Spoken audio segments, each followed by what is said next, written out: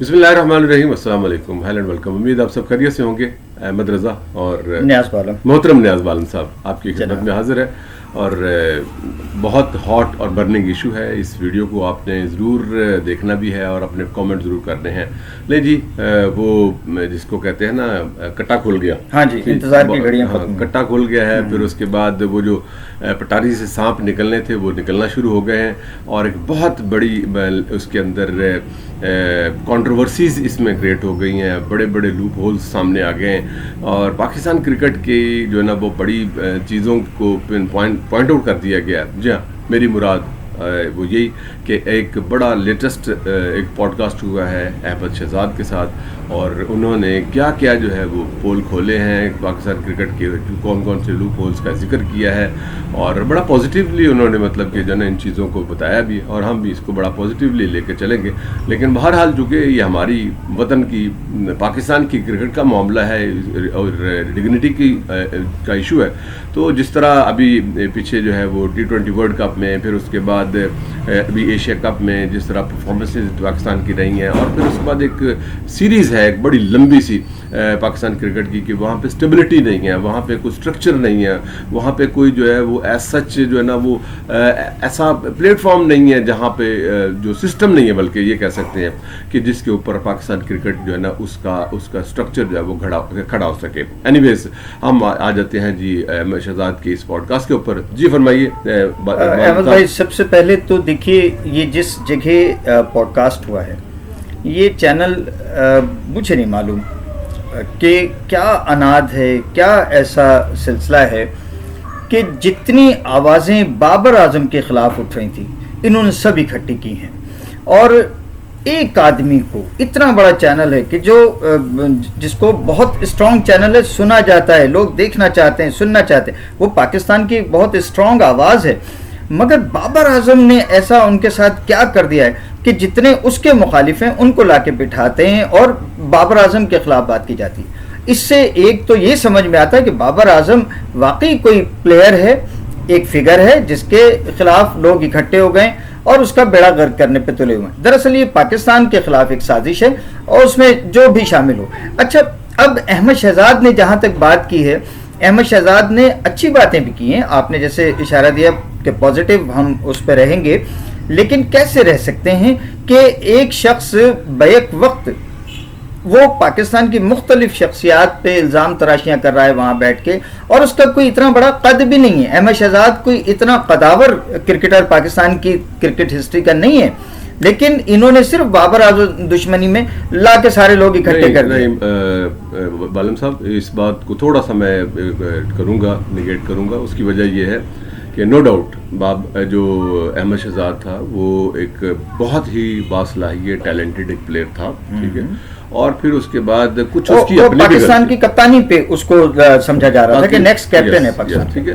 Performances उसकी बहुत अच्छी थी और ये पाकिस्तान के, शायद आपको याद हो कि हिस्ट्री में पहला प्लेयर था जिसने तीनों फॉर्मेट के अंदर जो है वो सेंचुरी बनाई थी, ठीक है, इसमें कोई दो राय नहीं है। अब उसकी सलाहियत तो हाँ, अलबत्ता ये है जो मुझे इशू है, मुझे जो मेरा कंसर्न है एज एक तालिब इल्म क्रिकेट के जो है ना, मतलब कि एज ए स्पोर्ट्समैन, फिर स्पोर्ट्स जर्नलिस्ट, ठीक है, तो मेरा कंसर्न इसके ऊपर ये है कि आपके सिस्टम के अंदर इस तरह के फ्लॉज हैं।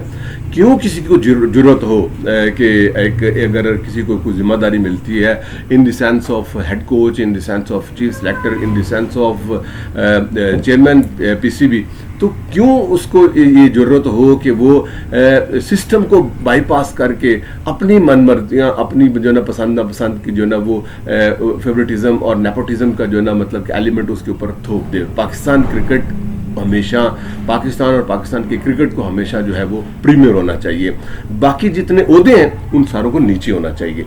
तो सबसे बड़ा जो फ्लॉ है जिसकी तरफ मैं समझता हूँ अहमद शहजाद ने भी इशारा किया और मैं भी हमेशा से करता रहूँगा कि हमारे यहाँ एक्चुअली सिस्टम कोई नहीं है। हालांकि सिस्टम होना चाहिए, सिस्टम अगर होगा ना तो फिर क्या होगा, ओहदे अगर चेंज भी हो जाते हैं, अगर चेहरे चेंज भी हो जाते हैं, तो सर जी वो सिस्टम पॉलिसीज जो है ना आप बनाए ना, 20 साल की पॉलिसी बनाए, ठीक है, और उसके बाद जो ना उसी स्ट्रक्चर को जो ना वो टेकअप करें। अब मैं दुख की बात, 20 साल की पॉलिसी बना नहीं सकते ना की बात भाई, यहाँ तो सियासी तमाम ढांचा है।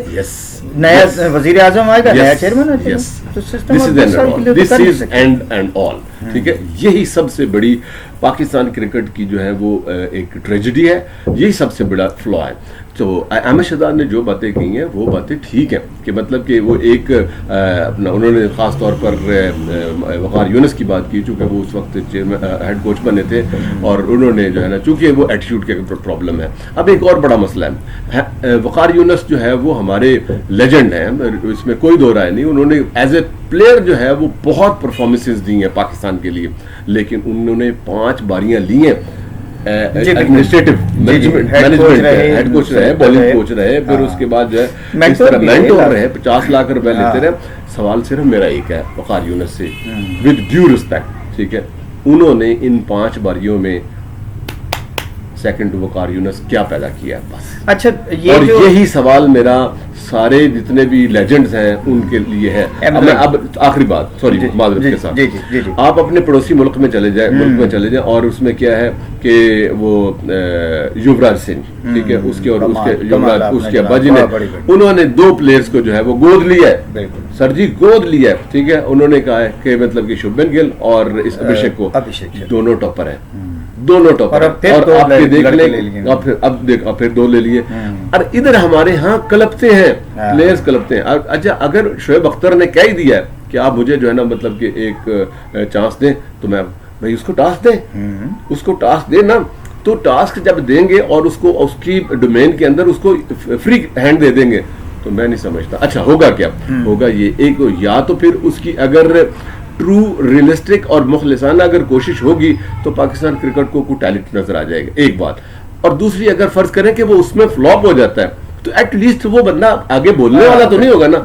ये तो नहीं होगा कि आप जो है वक़ार यूनुस को जो है ना मतलब के 5 चांसेस देंगे तो वो अभी भी रोना क्या रोते हैं कि जी मुझे जो है ना अपनी टर्म को पूरा नहीं करने दिया गया मुझे।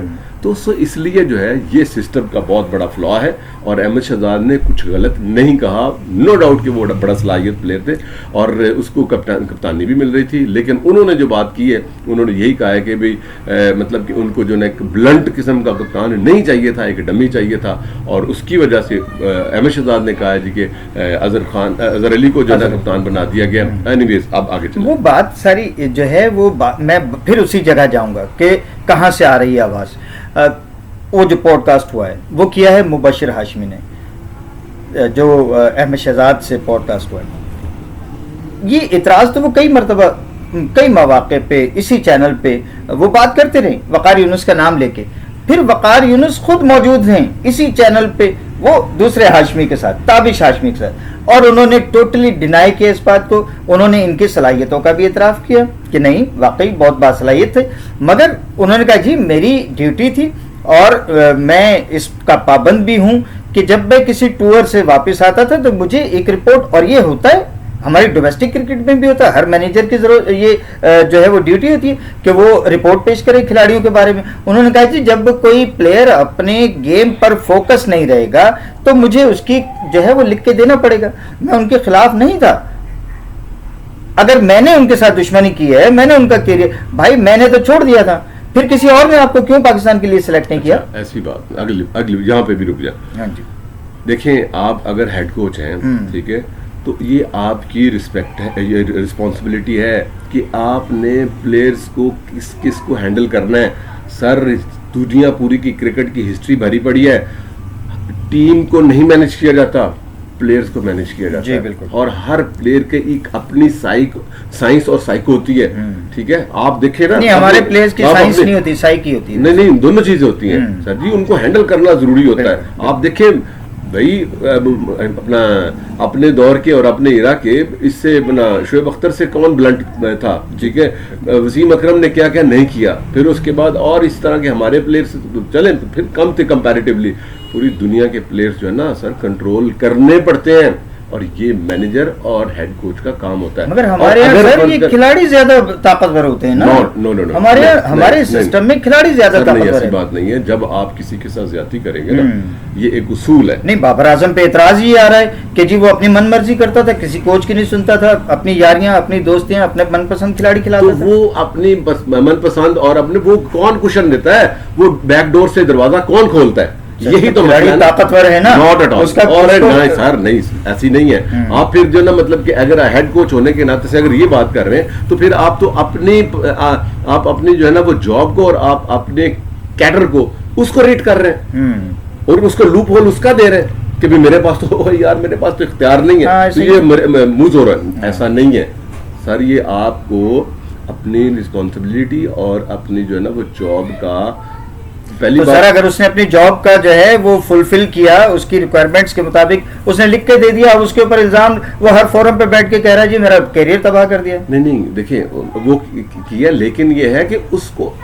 ऐसे थोड़ा ही होता है कि भाई ये मेरी लिस्ट में जो है ना अब ये फारिग हो गया है, ठीक है, मैं नहीं अब इसको करूंगा आज के बाद जो ना, ऐसा नहीं है। मैं सिर्फ ये कहना चाह रहा हूँ कि आप अगर पाकिस्तान क्रिकेट को सर्व आपने भी किया, ठीक है, आपके भी इश्यूज आए, फिर उसके बाद अब आप एक और उसके अंदर फॉर्मेट में आपकी जिम्मेदारी है, पाकिस्तान क्रिकेट को सर्व करने जा रहे हैं। तो वो जो बच्चा है, जो लड़का है, यंगस्टर है, वो भी पाकिस्तान को सर्व करना चाह रहा है। तो आपका आपस में सास बहू का जो है ना वो तनाजा कैसा तनाजा है? आप आकिब जावेद के बारे में क्या कहते हैं कि पाकिस्तान की क्रिकेट आज कहाँ खड़ी है और उसमें आकिब जावेद का रोल आप कैसे डिफाइन करते हैं? देखिए, मैं आकिब जावेद को बहुत हाई रेट करता हूँ। वो क्रिकेटिंग नॉलेज हो, वो उनकी मैनेजमेंट हो, और फिर उसके बाद ना उसका बिहेवियर हो, वो बहुत अच्छा है, बहुत अच्छा है। लेकिन फिर वापस उधर आ जाएं कि उस बंदे को प्रॉपर सिस्टम अगर नहीं मिलेगा ना तो फिर यही आएगा कि पर्ची है, ठीक है, ए यार मुंडा कटाना ये करना है। तो जब उसके ऊपर इतना प्रेशर आ जाता है कि उसकी अपनी जॉब स्टेक पे चली जाती है, सर ये सिस्टम की खराबी है। हाँ,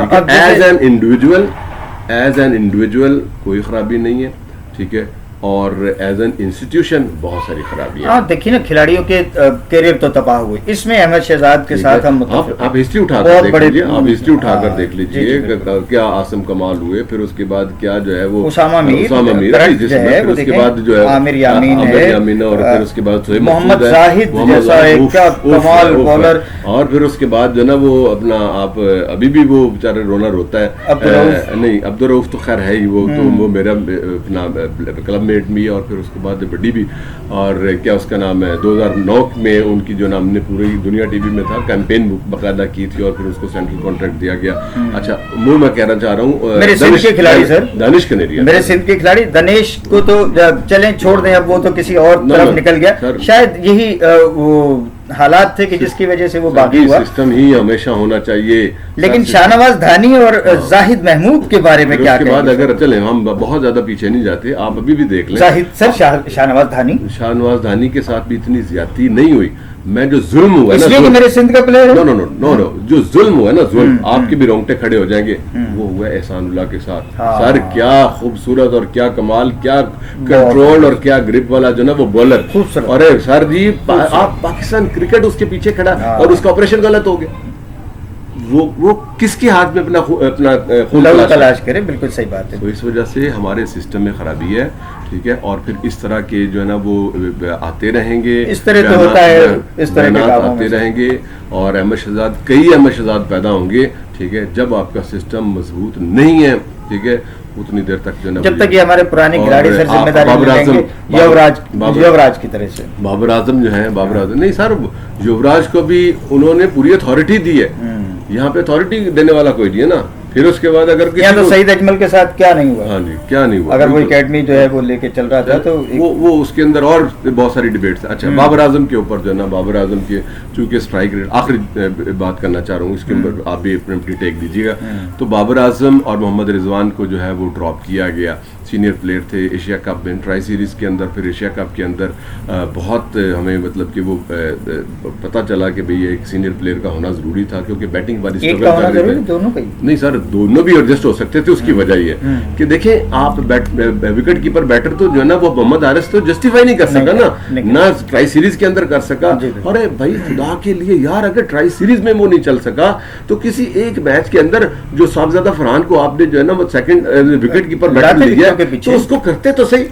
आपके पास एक बैटर की और गुंजाइश बन जानी थी, क्योंकि आप जो ना वो कर रहे थे उसमें स्ट्रगल कर रहे थे, बैटिंग के अंदर कर रहे थे, तो आपको ये भी करना चाहिए था। लेकिन दुख की बात यह है, फिर वही सिस्टम की बात, दुख की बात यह है कि सारी पूरी दुनिया में टीमें जो है वो 2-2 साल 3-3 साल पहले जो है ना वो शुरू कर देती हैं, तैयारियां शुरू कर देती हैं, और हम जो है ना टूर्नामेंट के अंदर जो है ना एक्सपेरिमेंट कर रहे हैं। वर्ल्ड कप से पहले भी बाबर आजम और मोहम्मद रिजवान को स्ट्राइक रेट के ऊपर जो है ना वो उनको फारिग किया गया, ठीक है, और उनको जो है वो यही आकिब जावेद ही बाबर आजम के ऊपर काम कर रहे हैं और उनको स्ट्राइक रेट की बेहतरी की तरफ लेके आ रहे हैं। एनीवे, मेरे पास जो ना थोड़ा सा क्रिकेटिंग की नॉलेज है, मैं कहता हूं कि सर विद ड्यू रिस्पेक्ट, सारे बड़े हैं, सारों की ऑनर रिस्पेक्ट है, लेकिन यह है कि एक स्ट्राइक रेट होता है और एक स्ट्राइक रोटेशन होता है, ठीक है, कि जब हम स्ट्राइक रेट के चक्कर में पड़ गए ना, फिर वो जो एक साइंस का और फिजिक्स का एक रूल है, हाइपोथेसिस एंड लोपोथेसिस, ठीक है। हाइपोथेसिस क्या है कि छक्के चौके मारने,